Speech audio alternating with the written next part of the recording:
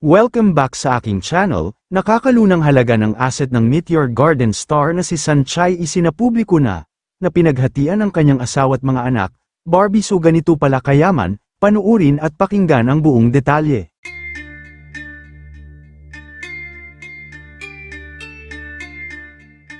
Marami nga ang nagulat at namangha sa halaga ng asset ni Barbie Sue o mas kilalang Sanchay sa pinagbidahan nito na Meteor Garden na sumikat noong early 2003.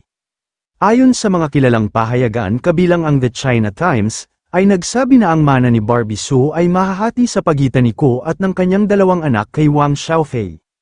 Gayunpaman, dahil ang mga anak ni Barbie ay 10 taong gulang pa lamang at 8 taong gulang, ang kanilang biological father na ang mamamahala at maghahawak ng nasabing mga ari-arian na naiwan ng aktres.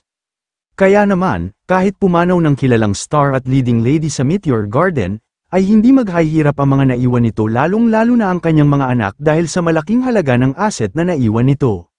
Samantala, ayon sa South Star, binanggit ang ET Today, nakakuha si Sanchay ng maraming endorsement deal sa buong karera niya, na nagkakahalaga ng $4.75 million, nag-invest din siya ng malaki sa real estate, na nagmamay-ari ng 3 luxury property. Bumili siya ng 2 villa na nagkakahalaga ng pinagsamang $1.18 at, noong 2016, bumili siya ng isang 760 square meter na apartment sa Xinyi District ng Taipei kasama ang kanyang asawa noon, ang Chinese na negosyanteng si Wang Xiaofei, sa halagang $12 million.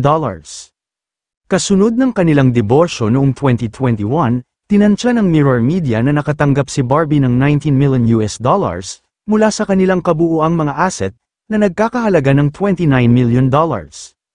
Di nagtagal pagkatapos ng kanilang paghihiwalay, pinakasalan ni Sanchay ang music hero ng South Korea na si DJ Ko.